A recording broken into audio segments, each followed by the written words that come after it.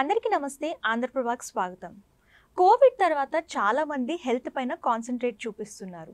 యోగా కానివ్వండి, అలాగే ఫుడ్ డైట్లో కూడా చాలా చేంజెస్ చేస్తూ వస్తున్నారు. సో అసలు ఇప్పుడుకి చాలా మందికి కొన్ని డౌట్స్ అనేవి ఉన్నాయి యోగా పైన. అసలు యోగా ఎందుకు చేయాలి, యోగా వల్ల వచ్చే ప్రయోజనాలు ఏంటి, దీని గురించి మనతో పాటు చర్చించడానికి శ్రీ యోగేశ్వర్ గారు మనతో పాటు ఉన్నారు.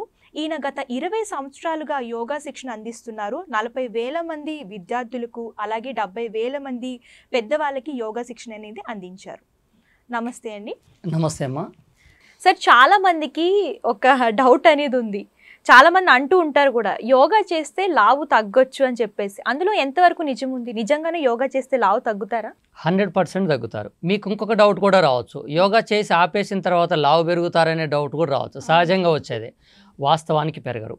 అయితే వీళ్ళు ఏం చేస్తారంటే, యోగా ప్రాక్టీస్ చేస్తున్నన్ని రోజులు డైట్ కంట్రోల్లో ఉంటుంది. వీళ్ళు క్యాలరీస్ బర్న్ చేస్తారు. ఎప్పుడైతే వెయిట్ లాస్ అవుతారో ఆటోమేటిక్గా మళ్ళీ యోగా ఆఫ్ చేస్తారు, డైట్ కంట్రోల్ నుంచి తప్పుకుంటారు. దానివల్ల మళ్ళీ వాళ్ళలో ఊబకాయం వస్తుంది.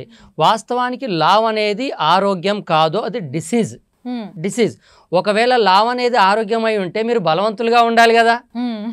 మనం తీసుకున్న ఆహారం ఇంతకుముందు చెప్పినట్టుగా రసంగా, రక్తంగా, మాంసంగా, బోన్ మ్యారోగా, శుక్రశోణితంగా మారి చివరికి ఎనర్జీగా కన్వర్ట్ అయ్యి డైల్యూట్ అయిపోవాలి. ఈ సిస్టమ్ ఎక్కడైతే బ్రేక్ అయిందో వాటర్ బాడీలో వస్తుంది, ఫ్యాట్ బాడీలో వస్తుంది. యోగ సాధన ఏం చేస్తుందంటే, ఇంటర్నల్గా ఈ 7 రకాలుగా మార్పు జరగాల్సిన వాటన్నిటి సిస్టాన్ని యాక్టివేట్ చేయడం వలన మీరు ఎంత ఆహారం తీసుకున్నా అది ఎనర్జీగా కన్వర్ట్ అవుతుంది. అందువల్ల వెయిట్ లాస్ అనేది యోగా ద్వారా 100% ఉంటుంది. అసలు యోగా చేస్తే ఎలాంటి రోగాలు తగ్గుతాయి? ఏ రోగాలైనా.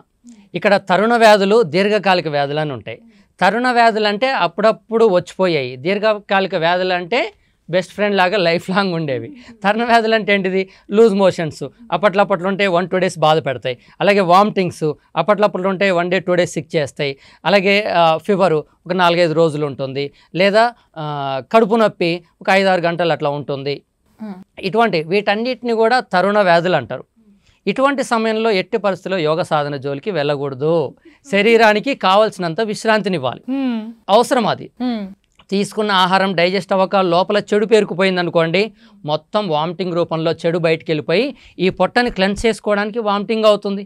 అక్కడ ఒక హీలింగ్ ప్రాసెస్ జరుగుతుంది. మోషన్ సిస్టంలో డస్ట్ ఎక్కువగా ఉంటే దాన్ని క్లెన్స్ చేయడానికి, ప్రాణాపాయం నుంచి బయటపడేయడానికి లూజ్ మోషన్స్ అయ్యి మొత్తం క్లెన్స్ చేస్తుంది. మెడిసిన్ వాడాలి, తప్పదు. జ్వరం వచ్చినా, తలనొప్పి వచ్చినా, కడుపు నొప్పి వచ్చినా వీటికి మాత్రం తప్పకుండా తగినంత విశ్రాంతి శరీరానికి ఇవ్వాలి. మరి గురువుగారు యోగ సాధన చేసేటప్పుడు మరి ఏ జబ్బులకు మనం చేయాలి అంటే, మరి జబ్బులు తగ్గడానికి యోగా చేస్తే బీపీ కానీ, అలాగే మనకు వచ్చే నడుము నొప్పులు కానీ, వెన్ను నొప్పులు కానీ, దీర్ఘకాలికంగా ఉండేటువంటి షుగర్ కానీ, ఇవేవైతే ఉన్నాయో వాటన్నిటి విషయంలో రెగ్యులర్గా కొనసాగించడం మంచిది. హార్ట్ పేషెంట్స్ చేయొచ్చా? అంటే ఎలాంటి ఆసనాలు నేర్పిస్తారు వాళ్ళకి? హార్ట్ పేషెంట్స్ విషయానికి వచ్చే వరకల్లా ఫస్ట్ వాళ్ళకి బాడీ ట్యాపింగ్ ఉంటుంది. టోటల్ బాడీ ట్యాపింగ్ అంటే హార్ట్ మీద, లంగ్స్ మీద ఎఫెక్ట్ ఏమాత్రం పడకుండా ఉండేటువంటి అతి గొప్ప హీలింగ్ ప్రాసెస్. ఆ తర్వాత చిన్న ఎక్సర్సైజ్ నేర్పుతాం. ఎక్సర్సైజులతో ఏమవుతుందంటే లంగ్స్ ఇంప్రూవ్మెంట్ జరుగుతుంది. అప్పటికి మేము ఈ ప్రాణాయామాల జోలికి వెళ్ళాం.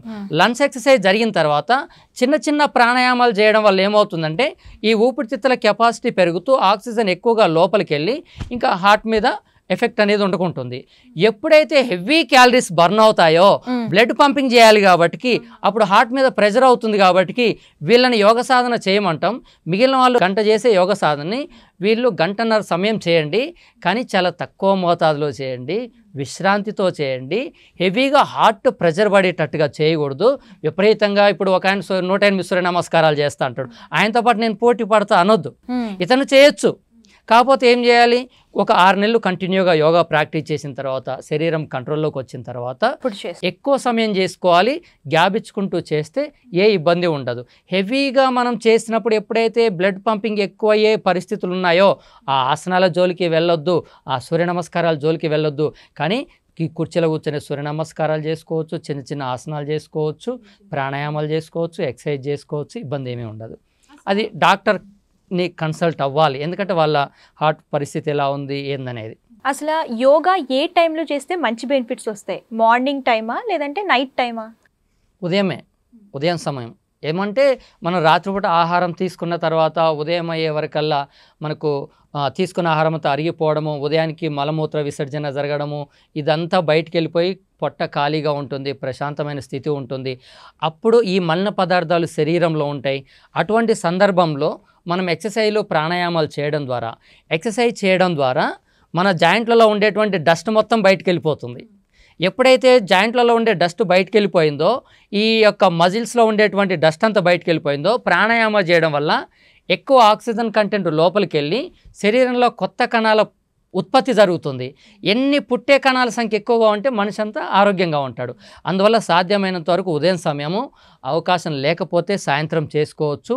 ఒకవేళ నేర్చుకునే సమయమే ఉంది అనుకుంటే, ఇప్పుడు లేడీస్ ఉన్నారనుకోండి, ఉదయం సాయంత్రం వీలు పడదు. అటు పిల్లలు, సంసారం, ఉదయం పూట స్కూల్కి పంపాలి, ఇవన్నీ ఉంటాయి. సాయంత్రం మళ్ళీ పిల్లలు రిటర్న్ రావడం, ఎట్లా చేయాలి? 11 to 12:30 మధ్య కూడా చేసుకోవచ్చు. ఫస్ట్ ఆప్షన్ ఎర్లీ మార్నింగ్, అవకాశం లేకపోతే సాయంత్రం పూట. ఇంకా అవకాశం లేనటువంటి మహిళలు కానీ, సాఫ్ట్వేర్ ఉద్యోగం చేసేవాళ్ళు, షిఫ్ట్ మారే వాళ్ళు ఎవరైనా ఉన్నా 11 to 12:30 మధ్య చేసుకొని ఒక 15 minutes 20 minutes గ్యాప్ ఇచ్చేసి ఫుడ్ తీసుకోవచ్చు. యోగా చేస్తే షుగర్ తగ్గుతుందా? ఒకవేళ తగ్గితే అంటే షుగర్ ఉన్న పేషెంట్స్ ఎలాంటి యోగా చేయాలి, ఎలాంటి డైట్ తీసుకోవాలి? యోగ సాధన చేయడం వలన వీళ్ళ శరీరంలో క్యాలరీస్ బర్న్ అవుతుంటాయి. కాబట్టి ఎప్పుడైతే క్యాలరీస్ బర్న్ అవుతాయో ఆటోమేటిక్గా షుగర్ కంట్రోల్లోకి వస్తుంది. యోగ సాధన కంటిన్యూ చేసేటువంటి వ్యక్తులకి ఏ డైట్ నియమాలు అవసరం లేని స్థితిలో తీసుకెళ్తుంది. అంటే అన్ని క్యాలరీస్ బర్న్ చేయగలుగుతుంది. ఇంకొకటి ఏంటిది, పునర్జీవనం అంటారు. ఎలా అంటే ఇప్పుడు చూడండి, పల్లెటూర్లలో ఎండాకాలం వచ్చే వరకల్లా మొత్తం నేలంతా ఎండిపోయి ఉంటుంది, గడ్డి మొత్తం పసుపచ్చ రంగులో ఉంటుంది. ఈ ట్రాక్టర్లు పోయినప్పుడు గడ్డి కూడా పైకి వెళ్ళి 2-3 ఏర్లే ఉంటాయి.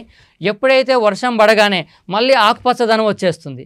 అప్పటి వరకు అక్కడ ఉన్న మొక్కలు చనిపోయినాయా? చనిపోలేదు, బతికే ఉన్నాయి, జీవం ఎక్కడో ఉంది.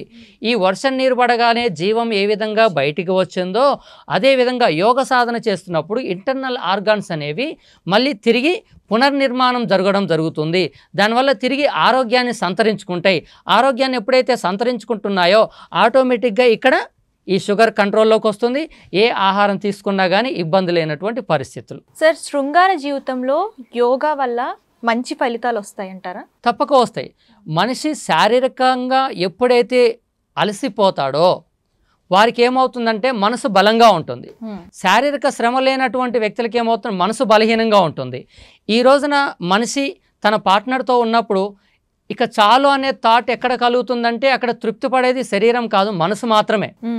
ఇక్కడ మానసిక ఒత్తిళ్లు ఎక్కువగా ఉన్నప్పుడు ఆ మనిషి తన శరీరంలో కావలసినటువంటి స్టామినాని కోల్పోతాడు.